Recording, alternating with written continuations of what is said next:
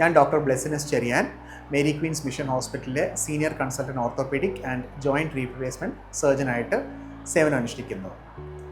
ശാന്തമ്മ എന്ന് പറഞ്ഞ പേഷ്യൻ്റ് എൻ്റെ അടുത്ത് വന്നത് വലത്തെ കൈയുടെ മുട്ട് ചലിപ്പിക്കാൻ പറ്റാത്ത ഒരവസ്ഥയായിട്ടാണ്. ചോദിച്ചു വന്നപ്പോൾ മനസ്സിലാക്കാൻ സാധിച്ചത് പേഷ്യൻ്റ് ഒരു 2 മാസം മുമ്പ് വീഴുകയും കൈയുടെ കുഴ തെന്നിപ്പോവുകയാണ് ചെയ്തത്. വേറൊരു ആശുപത്രിയിൽ പോയി അവരത് പിടിച്ചിട്ട് പ്ലാസ്റ്റർ ഇട്ടു. പിന്നെ ഒരു 1 മന്ത് കഴിഞ്ഞിട്ട് പ്ലാസ്റ്റർ റിമൂവ് ചെയ്തിട്ട് കൈയുടെ മുട്ട് മൂവ്മെൻറ്റ് ചെയ്യാനായിട്ടാണ് പറഞ്ഞത്. പക്ഷേ പേഷ്യൻറ്റിന് കൈയുടെ മുട്ടനക്കാൻ പറ്റിയില്ല, നല്ലൊരു ഡിഫോർമിറ്റി ഉണ്ടായിരുന്നു. അതിനെ തുടർന്നാണ് പേഷ്യൻ്റ് എന്നെ കാണാൻ വരുന്നത്. നമ്മളൊരു എക്സ്റേ എടുത്ത് നോക്കിയപ്പം ആ ജോയിൻ്റ് ഇപ്പോഴും ഡിസ്ലൊക്കേറ്റഡ്, അതായത് ഇപ്പോഴും തെന്നിക്കിടക്കുന്ന ഒരു അവസ്ഥയിലായിട്ടാണ് കണ്ടെത്തിയത്. അപ്പോൾ MRI എടുത്തപ്പോൾ ആ ജോയിൻറ്റിന് ചുറ്റിനുള്ള ലിഗമെൻറ്റ്സ് എല്ലാം കംപ്ലീറ്റ്ലി ഡാമേജ്ഡ് ആയിരുന്നു. പിന്നെ പേഷ്യൻറ്റിൻ്റെ പ്രായം ഒരു 64 വയസ്സ്, ഈ ഇഞ്ചുറി നടന്നിട്ട് ഒരു 2 മാസമായി. അപ്പോൾ ഇതെല്ലാം കണക്കിലെടുത്തുകൊണ്ട് ഞാൻ പേഷ്യൻറ്റിനെ സംബന്ധിച്ചോളം ഏറ്റവും ബെസ്റ്റ് ആയിട്ടുള്ള ഒരു ഓപ്ഷൻ ഒരു സന്ധി മാറ്റിവെക്കൽ അല്ലെങ്കിൽ ഒരു ടോട്ടൽ എൽബോ റീപ്ലേസ്മെൻറ്റ് സർജറി ആണെന്ന് പേഷ്യൻറ്റിനെയും ബൈസ്റ്റാൻഡേഴ്സിനെയും പറഞ്ഞ് മനസ്സിലാക്കി. ഇപ്പം ടോട്ടൽ ഹിപ്പ് റീപ്ലേസ്മെൻറ്റ് അല്ലെങ്കിൽ ടോട്ടൽ നീ റീപ്ലേസ്മെൻറ്റിനെ കുറിച്ച് ആൾക്കാർക്ക് നല്ല ധാരണയുണ്ട്, അതിനെക്കുറിച്ചൊരു അവയർനെസ് ഉണ്ട്. പക്ഷേ ടോട്ടൽ എൽബോ റീപ്ലേസ്മെൻറ്റ് ഇപ്പോഴും ഒരു ഇവോൾവിങ് സ്റ്റേജിലാണ്. അതിൻ്റെ ഒരു അക്സെപ്റ്റൻസ് ആൾക്കാരിൽ അത്രയും വന്നിട്ടുമില്ല. പക്ഷേ ഞാൻ പറഞ്ഞ ഈ പേഷ്യൻറ്റിനെ സംബന്ധിച്ചോളം ഏറ്റവും ബെസ്റ്റ് ഓപ്ഷൻ എന്ന് പറയുന്നത് ടോട്ടൽ എൽബോ റീപ്ലേസ്മെൻ്റ് ആണ്. കാരണം ഈ സർജറിയെ തുടർന്ന് വീണ്ടും ഒരു ഇമ്മൊബിലൈസേഷൻ അല്ലെങ്കിൽ ഒരു പ്ലാസ്റ്റർ ഇടേണ്ട ഒരു അവസ്ഥയില്ല. സർജറി കഴിഞ്ഞ് തന്നെ ഇമ്മീഡിയറ്റ്ലി മടക്കി നീട്ടാൻ പറ്റാവുന്ന ഒരു സർജറിയാണ് ടോട്ടൽ എൽബോ റീപ്ലേസ്മെൻറ്റ് എന്ന് പറയുന്നത്.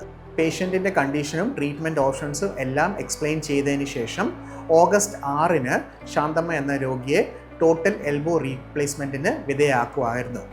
സർജറി കഴിഞ്ഞ് പിറ്റേ ദിവസം തന്നെ നമ്മുടെ എൽബോ മൂവ്മെൻറ്റ് സ്റ്റാർട്ട് ചെയ്തിരുന്നു. പേഷ്യൻ്റ് ഇന്ന് ഡിസ്ചാർജ് ആവുകയാണ്. ഇപ്പോഴത്തെ സിറ്റുവേഷനിൽ പേഷ്യൻറ്റിന് തന്നെ ഫുഡ് കഴിക്കാൻ പറ്റുന്ന ഒരു അവസ്ഥയായിട്ടുണ്ട്. ഇതിനെ തുടർന്ന് റേഞ്ച് ഓഫ് മോഷൻ അല്ലെങ്കിൽ എൽബോയുടെ മൂവ്മെൻറ്റ് ഇംപ്രൂവ് ആകാനേ സാധ്യതയുള്ളൂ. അപ്പോൾ പേഷ്യൻ്റ് അതനുസരിച്ചുള്ള ഫിസിയോതെറാപ്പിയും കാര്യങ്ങളും ചെയ്യണം എന്ന് പേഷ്യൻറ്റിനെയും ബൈസ്റ്റാൻഡേഴ്സിനെയും പറഞ്ഞ് മനസ്സിലാക്കിയിട്ടുണ്ട്. ഇതെൻ്റെ അമ്മ ശാന്തമ്മയാണ്. ശാന്തമ്മ വീണായിരുന്നു. വീണിട്ട് കൈയുടെ കുഴ തെന്നിപ്പോയി. നമ്മൾ അടുത്തുള്ള ഹോസ്പിറ്റലിൽ കൊണ്ടുപോയി കാണിച്ചു. അവർ കുഴ പിടിച്ചിട്ടു, പ്ലാസ്റ്റർ ഇട്ട് വിട്ടു. 1 മാസം കഴിഞ്ഞ് ചെല്ലാനാണ് പറഞ്ഞത്. നമ്മൾ അവിടെ ചെന്നപ്പം പ്ലാസ്റ്റർ എടുത്തു കഴിഞ്ഞപ്പം കൈ ഓക്കെ ആയില്ല, പഴയ പോലെ തന്നെയാണ് ഇരിക്കുന്നത്. നമ്മൾ അത് കഴിഞ്ഞ് ഈ ഹോസ്പിറ്റലിലെത്തി ഡോക്ടർ ബ്ലെസ്സിനെ കണ്ടു.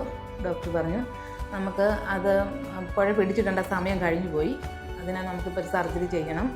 സർജറി ചെയ്ത് കഴിയുമ്പോൾ നമുക്കത് ഓക്കെ ആയി കിട്ടും.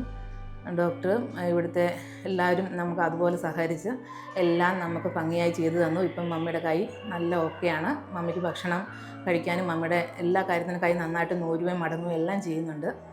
എല്ലാവരോടും ഞങ്ങൾക്ക് ഒരുപാട് നന്ദിയുണ്ട്. എല്ലാ നേഴ്സുമാരാണേലും ഞങ്ങളോട് നല്ല രീതിയിലാണ് സഹകരിച്ചതും സ്നേഹം പ്രകടിപ്പിച്ചതും എല്ലാം. ഡോക്ടറാണേലും പ്രത്യേകിച്ച് ഡോക്ടറെ എടുത്ത് പറയണം. ഞങ്ങൾക്ക് നല്ലൊരു അനുഭവമാണ് ഡോക്ടറിൽ നിന്ന് കിട്ടിയത്.